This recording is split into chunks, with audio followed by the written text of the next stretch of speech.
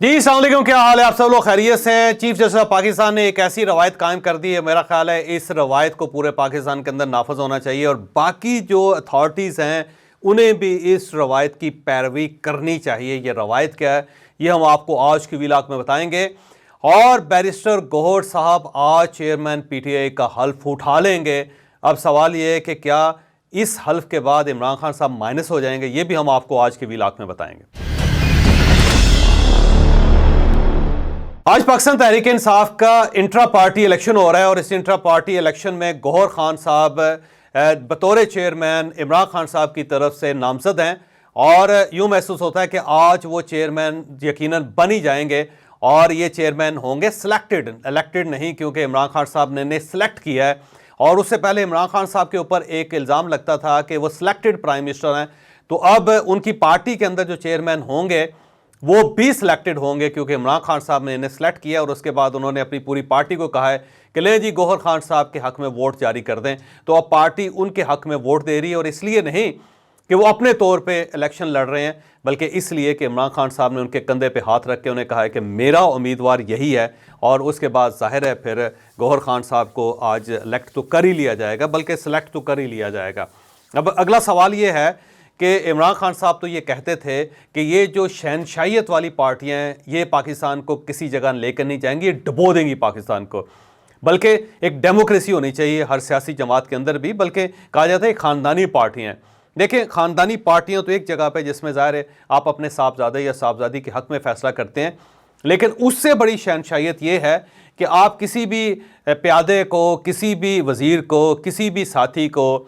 کسی بھی اپنے کارکن کو کھڑا کر کے اس کے کندھے پہ ہاتھ رکھ کے کہتے ہیں کہ لیں جی میری طرف سے یہ بادشاہ ہے، اور اس کو اسی وقت بادشاہ الیکٹ کر لیا جاتا ہے یا سلیکٹ کر لیا جاتا ہے، تو یہ اس سے زیادہ بڑی آمریت ہے کہ آپ نے کسی بھی شخص کے اوپر کندھے پہ ہاتھ رکھا اور اس کے بعد وہ آپ کی پارٹی کا چیئرمین بن گیا۔ تو ایک اعتراض گوہر خان صاحب پہ یہ بھی کیا جا رہا ہے کہ یہ الیکٹڈ نہیں ہے، سلیکٹڈ ہے۔ دوسرا ان کے اوپر یہ اعتراض کیا جا رہا ہے گوہر خان صاحب کے اوپر کہ یہ عثمان بزدار پلس ہیں، کہ جس طرح عثمان بزدار صاحب کو سلیکٹ کر کے ان کے حوالے پورا پنجاب کر دیا گیا تھا، بالکل اسی طرح گوہر خان صاحب کو سلیکٹ کر کے پوری پارٹی ان کے حوالے کر دی گئی، لیکن ساتھ انہیں یہ کہا گیا ہے کہ جس طرح عثمان بزدار صاحب اپنی عقل استعمال نہیں کرتے تھے، بالکل آپ نے بھی اپنی عقل استعمال نہیں کرنی۔ آپ نے کوئی بھی فیصلہ کرنا ہے تو سب سے پہلے آپ نے اڈیالہ جیل کی طرف دیکھنا ہے، جیل سے جو میسج آئے گا آپ نے بس اس کو امپلیمنٹ کرنا ہے۔ بلکہ ہو سکتا ہے کہ گوہر خان صاحب صرف فیس ہوں اور نیچے جو ان کا عملہ ہو وہ براہ راست عمران خان صاحب سے انسٹرکشن لیتا ہو، اور عمران خان صاحب جو کہیں گے اس کے بعد وہی کچھ ہوگا۔ لیکن گوہر خان صاحب کے الیکشن یا سلیکشن کے بعد ایک اور بڑا سوال پیدا ہو گیا ہے کہ یہ جو پارٹی کہتی تھی کہ یہ وہ پارٹی ہے پاکستان کی جس میں عمران خان صاحب کو مائنس نہیں کیا جا سکتا، یعنی پاکستان تحریک انصاف عمران خان ہے اور عمران خان صاحب جو ہے وہ تحریک پاکستان ہے، لہذا ان دونوں کو الگ نہیں کیا جا سکتا، یہ یک چاند دو کالب ہیں۔ لیکن آج جب گوہر خان صاحب چیئرمین کا حلف اٹھائیں گے اور وہ پارٹی کی قیادت کریں گے تو یہ مت ختم ہو جائے گی کہ یہ پارٹی صرف عمران خان صاحب کی پارٹی ہے۔ ایک گنجائش پیدا ہو چکی ہوگی کہ کسی اور شخص کو بھی بٹھایا جا سکتا ہے اور وہ بھی پارٹی چلا سکتے ہیں، تو مائنس تو بہرحال عمران خان صاحب آج ہو رہے ہیں، اور اس دوران اگر کوئی بھی گڑبڑ ہو جاتی ہے کسی نہ کسی طرح تو یہ پارٹی آٹومیٹک گوہر خان صاحب کے پاس چلی جائے گی، اور وہ پھر اس کے اوپر ڈیسیژنز کریں گے، اور پھر جب ڈیسیژن کریں گے تو پھر اس کے بعد سب کچھ ہو جائے گا جو بھی ہے۔ تو عمران خان صاحب نے آج سے میرا خیال ہے انہیں مان لینا چاہیے کہ وہ مائنس ہو چکے ہیں، کیونکہ جب آپ پاور شیئرنگ کر دیتے ہیں تو کہیں نہ کہیں کوئی نہ کوئی اس شیئرنگ کا فائدہ ضرور اٹھاتا ہے، تو گوہر خان صاحب اس کا فائدہ ضرور اٹھائیں گے۔ اس کے ساتھ ساتھ ایک اور چیز جو بہت زیادہ ڈسکس کی جا رہی وہ یہ کہ عمران خان صاحب جو بھی دعویٰ کرتے ہیں الٹیمیٹلی انہیں واپس لینا پڑتا ہے، اور اس میں بہت ساری مثالیں پیش کی جاتی ہیں کہ دیکھیں انہوں نے جنرل باجوہ صاحب کو کیا کیا نہیں کہا تھا، انہیں میر جعفر بھی کہا تھا، میر صادق بھی کہا تھا،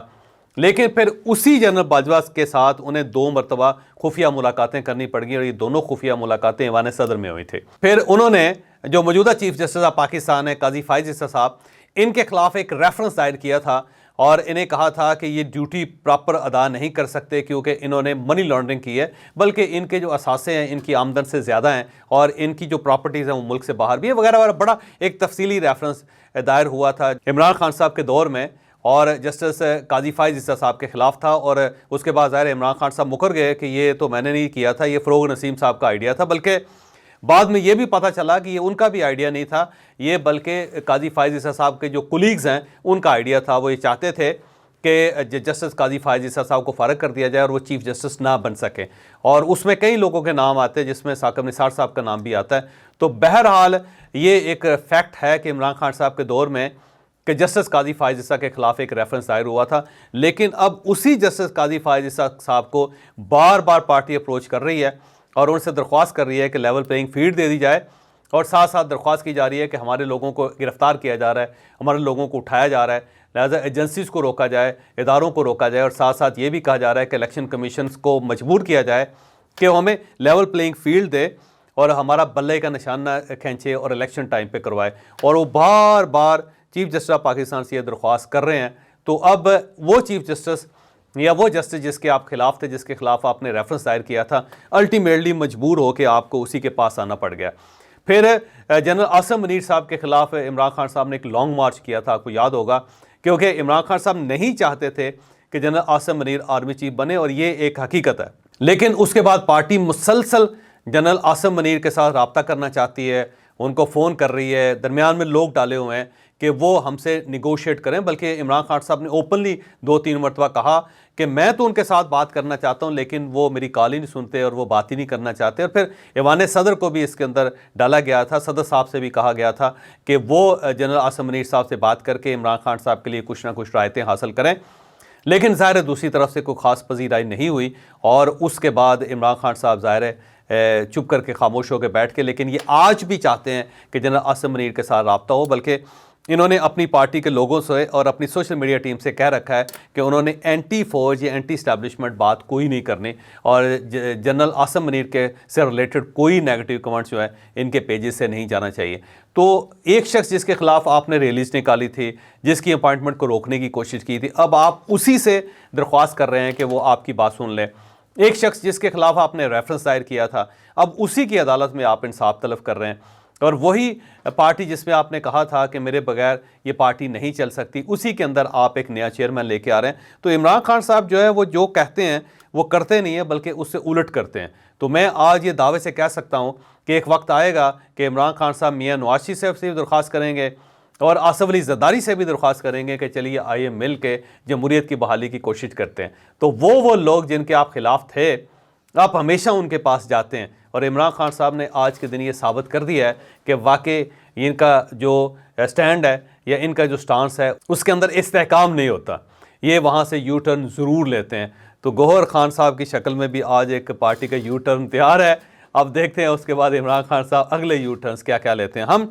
چیف جسٹس آف پاکستان کی طرف آتے ہیں۔ چیف جسٹس آف پاکستان کی ایک ظاہر ہے گیسٹ ہاؤس ہے،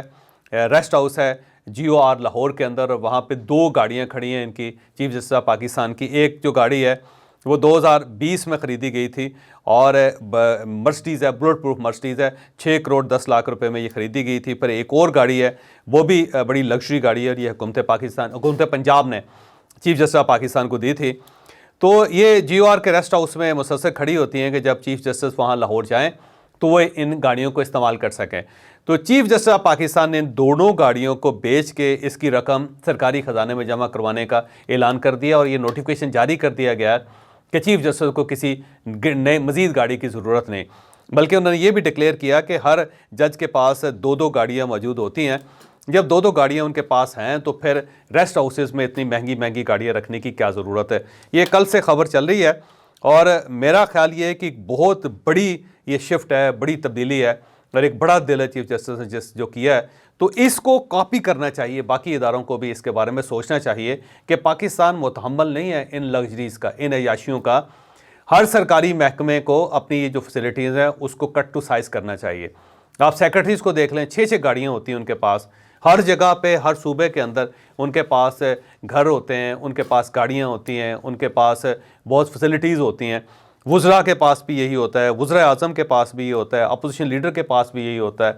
اور اس کے ساتھ ساتھ جو پرانے پرائم منسٹرز ہیں، پرانے پریزیڈنٹس ہیں جو ریٹائر ہو چکے ہیں، ان کو بھی ساری فیسلٹیز حاصل ہوتی ہیں۔ تو پاکستان کی ایک سائڈ پہ غربت دیکھیں اور دوسری سائڈ پہ یہ لگژریز دیکھیں، تو میرا خیال ہے یہ ایک بہت خوش آئند قدم اٹھایا چیف جسٹس نے۔ باقی سارے اداروں کو بھی یہ کرنا چاہیے، بلکہ چیف جسٹس آف پاکستان سے میری درخواست ہے کہ وہ ایک چھوٹا سا کمیشن بنائیں اور وہ کمیشن پاکستان کے اندر لگژریز کو انجوائے کرنے والے تمام جو ادارے ہیں، جو تمام شخصیات ہیں، ان سب کا ڈیٹا اکٹھا کرے، اور ڈیٹا اکٹھا کرنے کے بعد یہ ڈکلیئر کیا جائے کہ آج کے بعد اس عہدے کا بندہ اس سے زیادہ فیسلٹیز حاصل نہیں کر سکتا، بلکہ اگر ممکن ہو تو تمام سرکاری ملازموں کو جو انٹائٹل ہیں گاڑیوں کے، سرکار انہیں ایک ہی بار گاڑی خرید کے دے دے اور انہیں کہے کہ جی کہ یہ گاڑی آپ کے پاس اگلے 10-15 سال یہی گاڑی رہے گی اور یہ آپ کی گاڑی ہے، جب آپ ریٹائر ہوں تو اسے بے شک گھر لے جائیں۔ اس کا فائدہ یہ ہوگا کہ وہ افسر اس گاڑی کا خیال بھی رکھے گا اور سرکاری محکمہ جو ہے اس کے اوپر بوجھ بھی نہیں پڑے گا، سرکاری خزانہ بھی اس بوجھ سے بچا رہے گا۔ تو اگر chief justice of Pakistan initiative لیں، وہ ایک کمیشن بنا کے تمام اداروں کو پابند کر دیں کہ اس سے زیادہ وہ فیسلٹیز نہیں لے سکتے، اور ساتھ جو انٹائٹل ہیں جو لوگ سرکاری ملازم،